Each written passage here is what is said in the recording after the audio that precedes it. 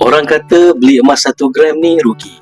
Tapi bila berlaku kecemasan, 1 gram inilah yang mungkin boleh jadi penyelamat keluarga kita. Saya selalu ditanya, berbaloi ke simpan emas 1 gram?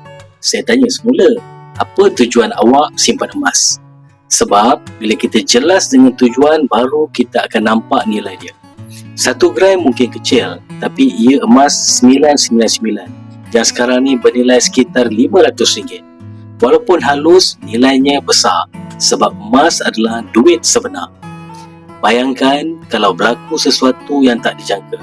Suami hilang kerja ke, kecemasan keluarga ke, atau harga barang naik tinggi. 1 gram emas ni cukup untuk belanja dapur satu keluarga selama sebulan insyaAllah. Kalau anda simpan 1 gram sebulan, dalam masa 12 bulan anda boleh pilih nak keluarkan sama ada 12 keping 1 gram ataupun 2 keping 5 gram ataupun 1 keping 10 gram. Yang penting anda dah ada simpanan emas fizikal tanpa sedar. Kalau anda mula hari ini, tahun depan anda pasti akan gembira kerana telah buat keputusan yang betul pada hari ini. Nak mula menabung emas? Isi beg biru sekarang dan saya akan bantu anda step by step sampai anda ada simpanan emas sendiri.